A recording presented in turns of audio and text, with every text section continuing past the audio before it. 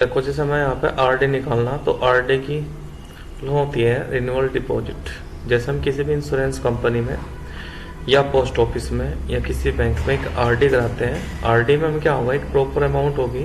मान लिया हमें 1,000 रुपये महीना हर महीने अपने अकाउंट में सबमिट करने हैं, तो 1,000 रुपये महीना अगर हम जमा करते हैं तो ये कम से कम आप 300 रुपये पर महीने से स्टार्ट कर सकते हैं।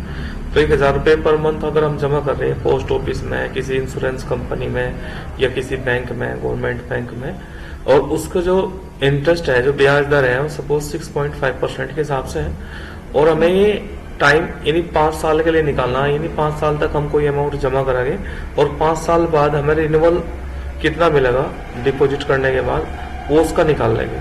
तो यहाँ पे हमने मंथ लिखा, अमाउंट लिखा, इंटरेस्ट और बैलेंस लिखा।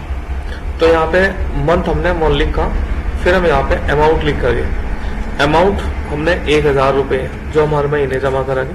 यहाँ पे भी एक फॉर्मूला लगाओगे, इक्वल अमाउंट मल्टीप्लाई यहाँ पे 6.5 और डिवाइड बाय 1200 और फिर एंटर कर देंगे। बैलेंस के लिए यहाँ पे इक्वल करेगी अमाउंट प्लस इंटरेस्ट, जैसे हमने एफडी में किया था।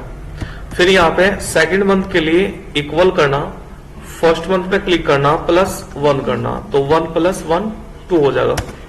अब यहाँ पे इसमें सेकंड रो में चेंजिंग होगी, क्योंकि हम हर महीने 1,000 रुपये जमा करेंगे, तो इसलिए इक्वल करेंगे लास्ट बैलेंस +1,000, क्योंकि अगले महीने फिर हमने 1,000 रुपये जमा किए।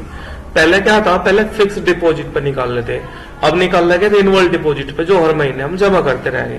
तो लास्ट बैलेंस प्लस 1,000 रुपये, क्योंकि अगले महीने फिर 1,000 रुपये हमने ऐड किए और एंटर कर देंगे।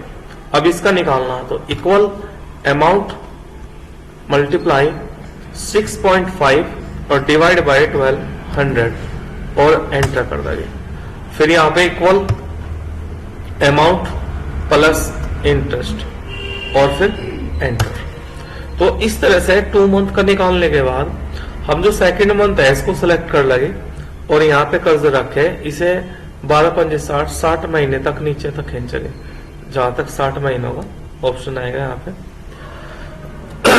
कॉलम में, यहाँ पे 60 महीने लिखा आ जाएगा इस तरह। तो यहाँ पे जब 60 महीने आ जा, तो यहाँ पे इक्वल, यहाँ पे ऑटो सम करेंगे, जो इंटरेस्ट है उसको जोड़ देंगे।